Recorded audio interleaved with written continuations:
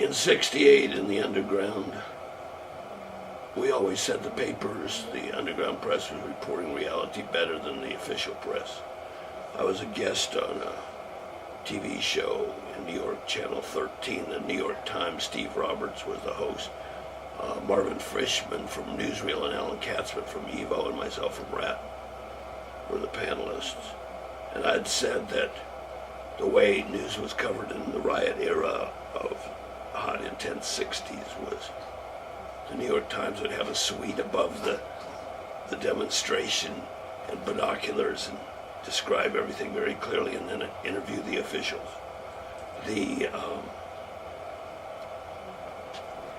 Daily News would get like hot photographers down in the crowd shooting extreme photos. The Village Voice, which had been the counterculture paper, would have reporters in the demonstration reporting what was going on. And the underground press was part of the demonstration. If it was a riot, we were in the riot. We weren't outside observers. So why don't you tell me what happened? They knocking on the door, then what? They weren't knocking on any door, they were pounding the door down. They shot. A whole gang of underground people swarmed into the studio. I said, oh great, the underground is here. Let's invite them on the show. You can hear what people really think. There were scuffles because it was the old days of giant big cameras. People from Newsreel were struggling with the camera crew and seized the cameras. And so it was utter chaos, some pushing, shoving, a little fist fighting. The producers locked themselves into the studio, and I could see the cameras were still on. They later said, oh, they were terrified for their lives and afraid everyone would be hurt, so they were afraid to turn it off. People were crowded all over the stage, and I knew the cameras on. I said, let's keep talking. And Steve Roberts said something like, well, you say that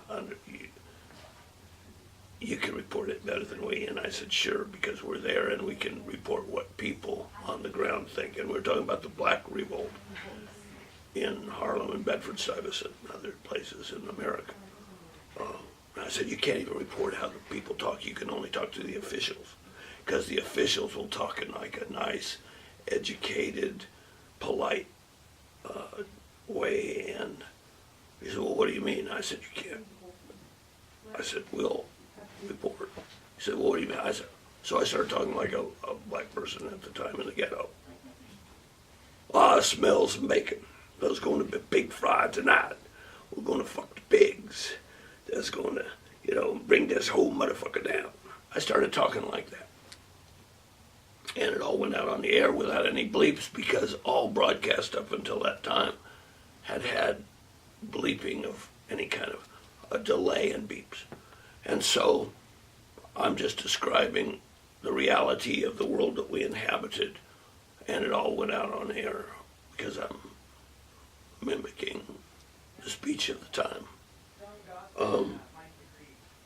This whole kind of crazy event went on for about 20 more minutes until they had this existential moment. They could have a real show about what the underground thought, or they could revert to their authority, of which they did, and called the police. And the police busted in, and there was more scuffling, and then they arrested everybody. And then I told them, you can't arrest me, I was a guest. And I made them get the captain. I said, I was a guest on this show, you can't arrest the guest, I was invited. And because I knew we had to make a statement the next day, and we had a big press conference defending it, and they had charged everybody with nighttime breaking into the building, which is a felony for the purpose of a crime, which was rioting, and we said no. They came in, and we, as our invited guests, to show what the underground really was, and all that spun out, and we had great lawyers, guild lawyers at the time, and 6 months go by, and they dropped the charges. But it was the first takeover of probably a TV station in America. And I was the first one to say things like fuck and have it go out over the broadcast air in America. All completely unplanned, all just like everything in that period, spontaneous, sort of magical, and it, by calling the police, they made the show boomerang headlines all over the place.